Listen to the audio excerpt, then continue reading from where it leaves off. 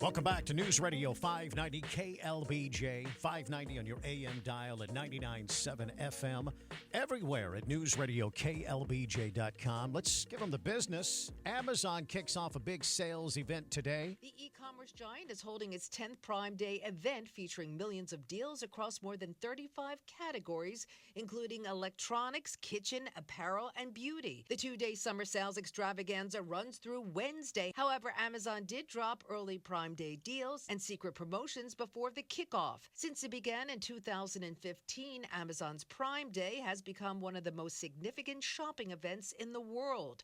This year, shoppers are expected to spend about $14 billion, according to estimates from Adobe Analytics.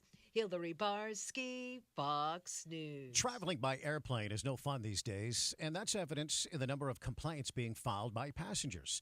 Teresa Murray with the Public Interest Research Group says those numbers have been climbing fast. Complaints increased by 29% compared with the previous year. So it's not your imagination. More people are complaining. She says Texas-based American Airlines had the most complaints. 3 budget airlines, including Frontier, Spirit, and JetBlue, had the worst complaint to passenger ratio. The best airline was Alaska, followed by Texas-based Southwest Airlines. At 5:50, with a look at your money, here's reporter Jessica Ettinger. Wall Street opens this morning after some fresh records yesterday for stocks. The Dow opens at a new record high this morning. So there's stuff scheduled in B promotions last week. It has a bunch of Matt Del Rancho stuff, but I don't see anything this week. So I think we're good. Account with a low-cost S&P 500 index fund in it.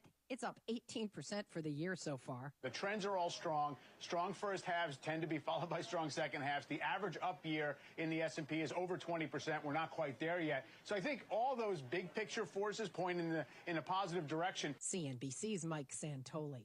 After the failed assassination attempt on former President Trump over the weekend, gun stocks were higher yesterday. Shares of Smith & Wesson soared 11%. Sturm Ruger up 5%. Rite Aid confirmed a data breach, compromising some of its customers' personal data, including names, birthdays, and driver's license numbers.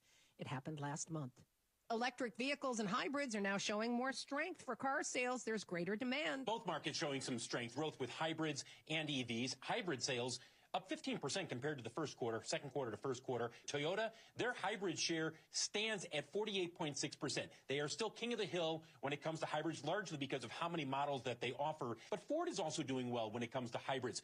And in the EV market, it is still Tesla that leads the market with more than 50% share. But number 2, Hyundai, Kia. Then you have Ford, GM, and BMW, which has quietly but effectively been growing its EV sales, coming in at number 5. CNBC's Phil LeBeau.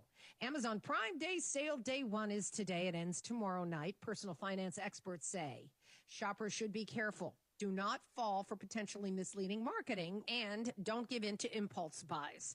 Rivals Walmart, Target, Kohl's, the TikTok Shop, and Temu all launched summer promotions ahead of Amazon. There's a new trend emerging in the cruise industry. Shorter trips. Royal Caribbean's just debuted the Utopia of the Seas, the world's second largest cruise ship sailing out of Florida's Port Canaveral. It's being scheduled for shorter voyages, just 3 and 4 days. Over half of our guests are actually millennials or younger. About 42% of them say in the next 12 months, their plans are to actually go on shorter vacation experiences. Royal Caribbean CEO Jason Liberty on CNBC. Utopia holds more than 5,600 passengers, 5 pools, 21 restaurants, 2 casinos, and an ice skating rink. On today's watch list, earnings are coming from Bank of America, Morgan Stanley, Charles Schwab, J.B. Hunt Transport, and United Health. That is reporter Jessica Ettinger. The U.S. Supreme Court says the First Amendment protects social media platforms' content moderation practices. Fox on Tech. The Supreme Court has signaled social media platforms have a First Amendment right to moderate content, and they affirm state governments can't infringe upon that.